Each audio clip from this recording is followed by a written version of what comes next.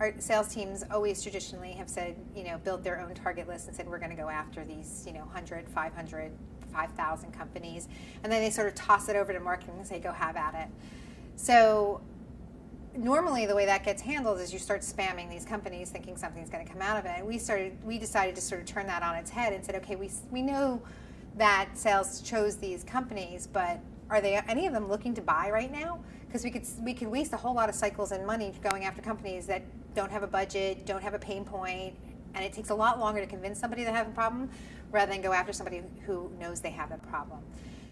Intent signals basically is you can see an account taking a few actions around the same subject area, whether it's searching or downloading content. They seem to be reacting. They eventually come to your site if you're doing a good job.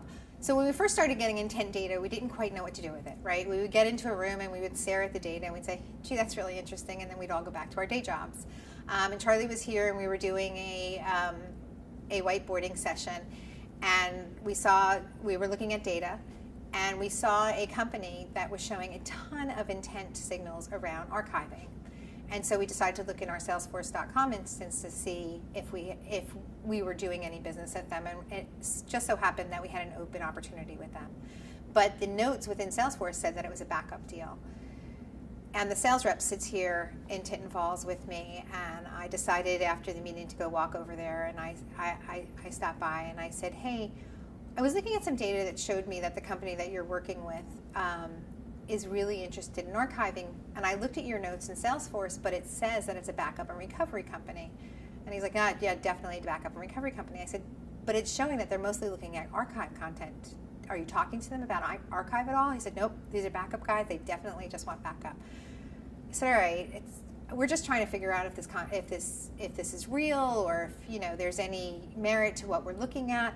Could you do me a favor and just ask around next time you're on and see if there's maybe something going on around archive? And he came back about 2 weeks later and he said, you were 100% right. There was a whole other team looking at archive solutions. We were able to bring them into this deal, and then he ended up closing that deal for $750,000 more than he originally thought he would. The difference between a lot of the traditional, and it's funny to say traditional because they've only been around 2 or 3 years, but a lot of the predictive analytics companies and a company like Big Willow is that those are designed to be out-of-the-box products. Plug this in and we're just going to keep feeding these things. Whereas with Big Willow, it really was a fold into our team. It became part of our team, our strategy. We adopted an agile marketing cadence where we would meet and we would whiteboard and say, okay, what's next? What are we seeing? What strategically makes sense? What's our next step? What should we be doing next? So it was that real customized service and relationship, and we're all a part of the same team now, that really sold us on why we use the Big Willow and not an off-the-shelf type of solution. Once we got the machine out running, we sort of just let it run. We didn't know what was going to happen. But we saw very positive results pretty quickly. And then our job was to sort of educate the rest of the organization on what was happening. And our new CMO, Chris Powell, came in and immediately saw the value that we were bringing to the marketing organization, and did a really good job of being able to sell that upwards, to his peers.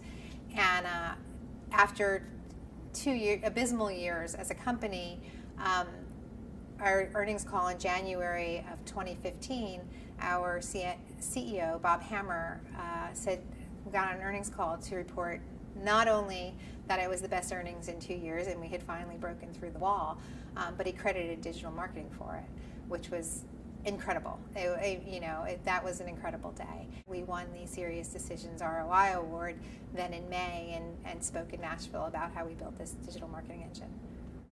We're about 22 people strong now within a marketing organization that has about 90 full-time employees. So what we're building and always improving is an always-on marketing program. It's not a campaign.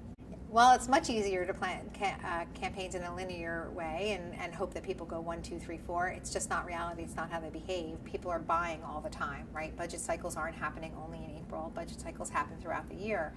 And buyers' behavior has changed. They're not just reacting to you sending them direct mail or email or they're out there searching for themselves. And we wanted to make sure that no matter what our priorities were at that given time, if we had a solution to their problem, that they were going to find us and that we were going to take them down an intelligent nurturing path where every single marketing interaction leads to another marketing interaction, and it all interconnects. There's no dead ends, whether it's self-nurturing in a piece of content, whether it's our web pages that are leading to the next intelligent thing to do, whether it's our social content, which we don't gate, but we're giving people the path to the next step. We wanted to make sure that all of those interactions happened together so that we always gave somebody the next logical step. It was a huge aha moment for us that as much as we'd love to control the way people behave, we can't do it. So we want to make it really easy for them to find out what the next step is and sort of get them on this binge reading path, where they want to read the next thing until finally they say, I've got to talk to these guys, and bring us in to talk to them. It's really important for marketing to be enable sales to have a valuable conversation the very first time they walk into the room. People are busy, they meet with lots of folks. If you can go in and address their pain points and you have those clues from what your marketing team is able to tell you based on the intelligence, your success rate just skyrockets, which we've seen with our metrics. I'm really looking forward to the future because we've only just begun.